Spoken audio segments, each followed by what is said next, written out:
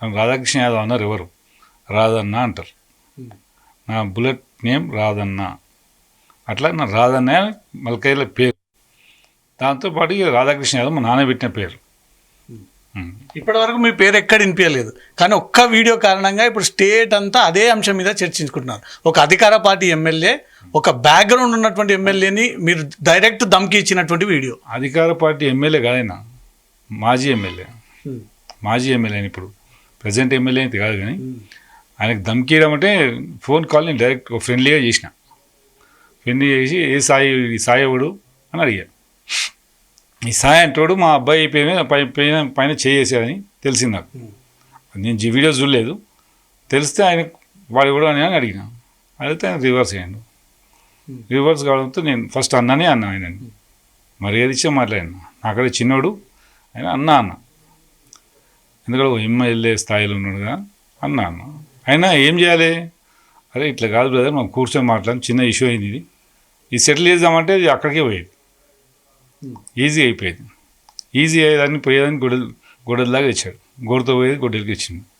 అది పద్ధతి, సిస్టమ్. ఆయన సిస్టమ్ ఏంటంటే ఏ మీడియా ముందు ఉన్న ఆయన గొడవలు చేయడం అనేది చాలా హాబీ ఆయనకు. నాకు హాబీ లేదు. వివాదాలు కోరి తెచ్చుకోవడం సృష్టిస్తాడు ఆయన. వివాదం ఎట్లా చేయాలనేది సృష్టిస్తాడు.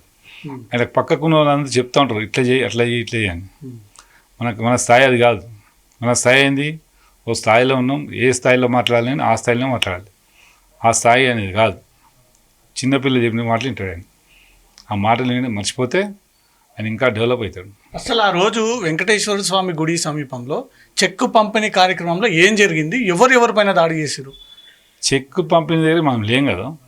మనకు తెలిసిన విషయం ఏంటంటే ఈ టెంపుల్స్కి గవర్నమెంట్ ఇచ్చిన చెక్స్ అవి. యాక్చువల్లీ ఈఓ ఇస్తే సరిపోతుంది. అక్కడ ఎమ్మెల్యే అవసరం లేదు, మాజీ ఎమ్మెల్యే అవసరం లేదు, వాళ్ళ కాంగ్రెస్ రాజకీయ నాయకులే అవసరం లేదు. టెంపుల్ కమిటీ వాళ్ళు వెళ్ళి తెచ్చుకోవచ్చు. అది ఈజీ పనికి వీళ్ళు కాంగ్రెస్ వెళ్ళారు, బీఆర్ఎస్ వాళ్ళు వచ్చారు, బీజేపీ కూడా వచ్చారు. ఈ గొడవ మొదలైంది. టార్గెట్ ఆల్మోస్ట్ ఆయన పెట్టిన ప్రోగ్రామే టార్గెట్ సిస్టమ్. చెక్కుల పంపిణీలో టార్గెట్ చేసిన ఇద్దరిని. ఆ ఇద్దరు జగదీష్ గౌడ్, రాము యాదవ్, ఓ మాజీ కార్పొరేటర్, ప్రజెంట్ కార్పొరేటర్. వాళ్ళ మీద దాడి పెట్టుకుని ప్లాన్ అయినా. ఆయన ఎక్కడైనా మనుషులను పెట్టి అరేంజ్ చేస్తాడు. ఈ ప్లాన్ ఇది చేయాలి, జరగాలి అంటే జరగాలి. అది పద్ధతి కాదు. గెలిచినాక స్థాయి హోదా ఉన్నప్పుడు ఆ హోదా తగ్గట్టు పని చేస్తే హ్యాపీ ఫీల్ అవుతారు అందరు ప్రజలు. నువ్వు ఈయన మంచి పని చేస్తావని అది ఫీల్ వాళ్ళు ప్రజలు. మన 52,000 మెజార్టీ వచ్చిందంటే రాజశేఖర రెడ్డి గుట్టిగా రాడే.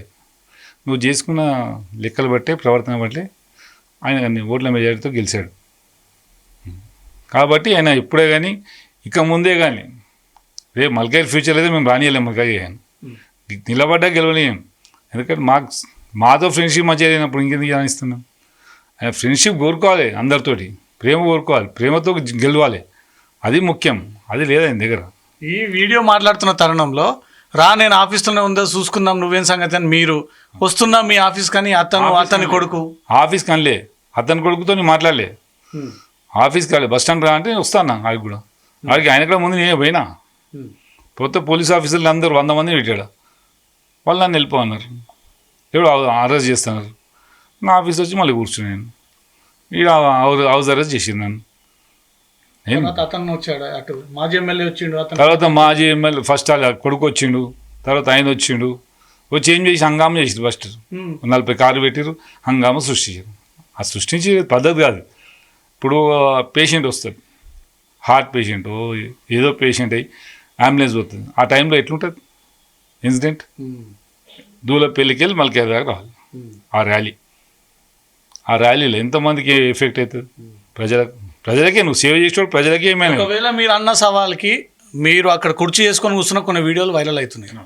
మీ క్యాడర్ అంతా వివిధ పార్టీ నాయకులు. అదే సమయంలో అవతల వైపు హనుమంతరావు వచ్చినా, వాళ్ళ కొడుకు వచ్చినా, అక్కడ పరిస్థితులు ఏముండేది?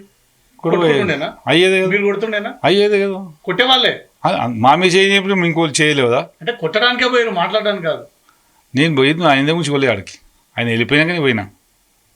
ఆయన మల్కాజ్ నుంచి వెళ్ళిపోయిన తర్వాతనే నేను అక్కడికి వెళ్ళిన. మల్కాజ్ నుంచి వెళ్ళిపోయిన తర్వాత ఏసీపీ, సిఏ గారు నా దగ్గర ఉన్నారు.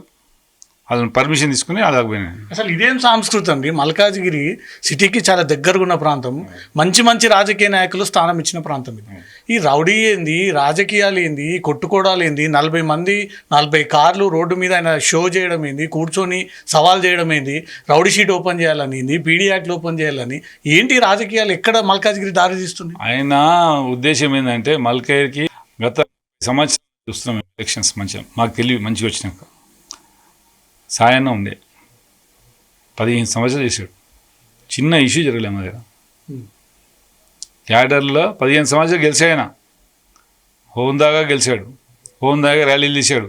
ఎన్నో కార్యకర్తల గొడవలు ఉంటే కార్యకర్తలు ఎక్కడ వాళ్ళు నేను పెట్టాడు, మల్కే వాళ్ళు మల్కే పెట్టాడు, ఎవరు వాళ్ళు సాల్వ్ చేసుకుని వచ్చాయన. ఆయన 15 ఏళ్ళు వేయలేడు, డబ్బు సంపాదించలేదు, ల్యాండ్ కబ్జాలు చేయలే ఆయన. ఈరోజు అన్ని ల్యాండ్ కబ్జాలు అయినాయి. ఏం చేస్తున్నాయి ఆయన? అన్ని కబ్జాలే. ఆడ బ్లూ షీట్లు వేయాలి, ఈ బ్లూ షీట్లు వేయాలి, ఈ బ్లూ షీట్లు వేసుకుంటూ పోతే ఎట్లా? ఎవరిదో జాగాలు నువ్వు వేసుకుని పోతుంటే ఎట్లా? ప్రజలకు సేవ చేస్తూ ప్రజలకు సేవ చేయాలి, అంతేగాని ల్యాండ్ గ్రాబింగ్. నన్ను అన్నాడు నువ్వు బ్రోకర్ అని. అంటే నేను బ్రోకర్ ఎందుకు అవుతారా? నేను ఇప్పుడు వచ్చి అడిగినా అనరా? నేను ఎవరిని అడగలేదు. నేనేమంటున్నా, నువ్వు మంచిగా ఉండు ఫస్ట్. ఓ ఎమ్మెల్యే హోదాలో ఉన్నాడు, నువ్వు మంచిగా ఉండు. నీ ప్రవర్తన, నీ బిహేవియర్ నీ కొడుకు కూడా వస్తుంది అట్లనే. ఏం ప్రయోజనం? ఇలా నీ కొడుకు ఏమంటున్నాడు? మెదక్లో అట్లనే చేస్తున్నాడు. ఈడొచ్చి హంగామా చేసే కార్ల మీద కూర్చొని. ఓ సీఏ హోదాలో ఉన్నాడు, మేము రెస్పెక్ట్ ఇచ్చినాం. నువ్వు హోదా ఉండి కూడా రెస్పెక్ట్ ఇస్తున్నావు ఆయనకంటే అది తప్పు కదా? ఈ ఇష్యూ తర్వాత ఆల్ పార్టీ నాయకులు వచ్చి మండల రాధాకృష్ణ దగ్గర కూర్చొని ఏం జరిగింది అన్న సిచ్యువేషన్ని మీకు ఎక్స్ప్లెయిన్ చేశారు. మీరు ఇమీడియట్గా మైనంపల్లి హనుమంతరావుకి ఫోన్ చేశారు. ఆ కన్వర్సేషన్లోనే ఎందుకు ఇంత ఆవేశంలో ఉన్నాయారు? మీరే అక్కడ ఆగ్రహాన్ని వ్యక్తం చేసినట్టు కనబడుతుంది. లేదు, నేను చేయలేదు. నేను ఒక సాయిని అడిగా. ఇప్పుడు నీ కార్యకర్త అయినా నా కార్యకర్త నువ్వు తిరిగితే నేను చెప్తా, అదే భయ్ ఇట్లా చేసిన తప్పైంది, నేను కూర్చోబెట్టి మాట్లాడతా అని నేను చెప్తా. అట్లాంటి కేసు ఎన్నో వేల కేసులు చేసినా సాల్వ్. లోకల్ పిల్లలు కొట్లాడితే వాళ్ళని ఎంపీసీలు కూర్చోబెట్టి కాంప్రమైజ్ చేసిన లెక్కలు నువ్వు మా దగ్గర. ఇట్లా గొడవలు చేసుకుని లెక్కలు లేవు. కావాలని క్రియేట్ చేసి వాని మీద ఈయన మీద చెప్పుకోవడం అని ఉండదు మా దగ్గర. కూర్చోబెట్టి సంజాయించి నువ్వు నావాడే, నువ్వు ఈయన నావాడే అని చెప్పిన పంచాయతీ మా దగ్గర వేలు ఉంటాయి, వేల సంఖ్యలో. ఇదే ఆఫీస్ ఇంతకంటే చిన్న ఆఫీస్ ఉన్న దగ్గర ఇది 2005 నుంచి ఇంత పెద్ద ఆఫీస్ పెట్టుకున్నా. అప్పటి నుంచి కూడా చేస్తున్నాయి ఇక.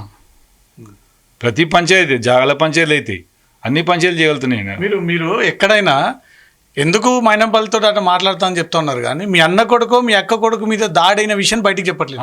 మా అన్న కొడుకు దాడైన, మా అన్న కొడుకు కొట్టలేదు. మా అన్న కొడుకు దగ్గరకు వచ్చినందుకే మండల రాధాకృష్ణ ఇన్వాల్వ్ అయ్యిండు. తప్పది. నేను ఒక చిన్న పార్టీకి పోయినా, ఆ గెట్ టుగెదర్ దోస్తులు చేస్తే వాడికి పోయినా, వాళ్ళని నాకు తెలిసింది. మా ఫ్రెండ్స్తో కూడా చెప్పిన ఇట్లా చిన్న కొట్టిన యాపన్ పోయి పార్టీ విషయం మనకు సంబంధం లేదు, మనం పార్టీలు లేం, మనకు సంబంధం లేదు, వదిలే అన్న. చిన్న ఇష్యూ అది, పోయేదాన్ని ఎందుకని నేను అప్పుడే చెప్పేసిన అన్నీ మా దోస్తులందరికీ. మీరు కావాల్సిన మా దోస్తులు ఇప్పుడు ఇంటర్వ్యూ చేసి